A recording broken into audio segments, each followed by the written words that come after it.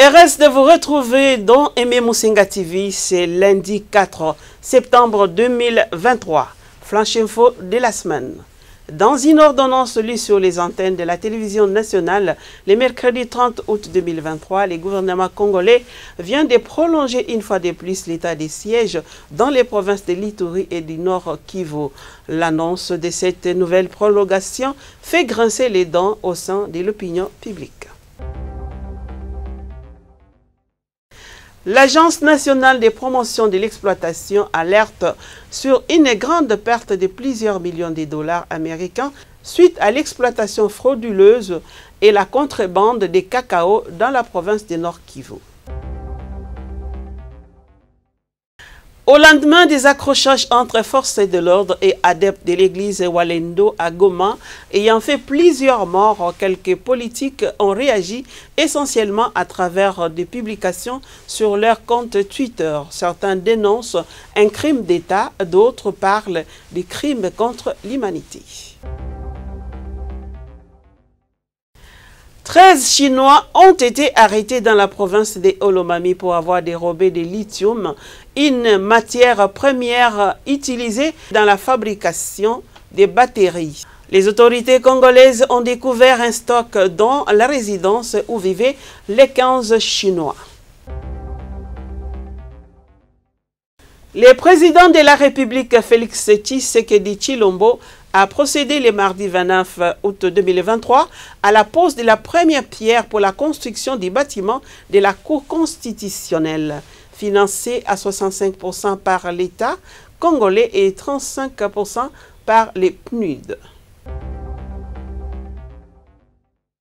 Dans un communiqué du mardi 29 août 2023, l'Union européenne dit attendre son intervention à 3 zones de santé du Maniema à travers les renforcements des capacités de riposte, notamment aux moyens de surveillance, de sensibilisation des communautés, de diagnostic et de traitement de la malaria. C'est la fin de ces flash infos.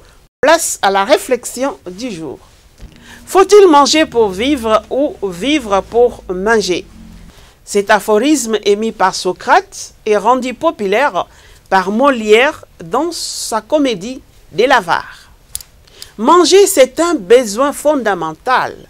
Vivre, c'est l'essence de la vie humaine.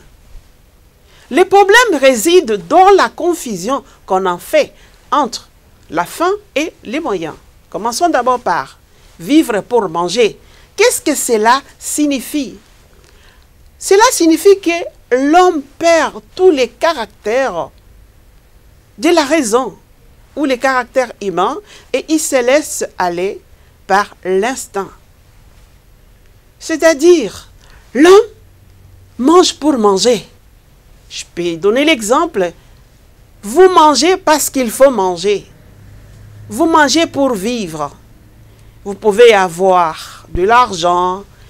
Au lieu de penser à l'avenir, à investir, mais vous lapidez l'argent dans les manger, les boire. C'est ça, vivre pour manger. C'est ça, vivre pour manger. C'est-à-dire, vous ne donnez même pas l'essence au sens du manger. Tandis que le contraire, manger pour vivre, c'est-à-dire, parce que notre corps demande ses besoins de manger, je dois manger pour avoir la force de travailler, je dois manger pour avoir la force d'étudier, je dois manger pour avoir la force de rédiger, ainsi de suite. Donc nous devons donner l'essence à notre manger. Mais il ne faut pas manger dans la gourmandise, manger pour manger. On peut aussi l'appliquer dans la gestion de ce que nous avons. On peut appliquer cette phrase dans beaucoup d'éléments à la fois. Ceci seulement pour nous dire, nous devons être responsables de ce que nous avons et de ce que nous faisons. Faire intervenir surtout l'intelligence dans tout ce que nous faisons, la raison, au lieu de nous laisser conduire par l'instinct, par les sentiments. Voilà, c'est tout pour la réflexion de ce jour. Nous devons donc manger pour vivre et non vivre pour manger. Merci de nous avoir suivis. Nous nous retrouvons le lundi prochain avec une autre réflexion et avec les flash infos de la semaine. Merci et au revoir. Je vous remercie de votre abonnement et de l'intérêt que vous portez à la chaîne Sœur Aimée Moussenga TV. Prenez rendez-vous avec moi le lundi. On se retrouve pour les informations.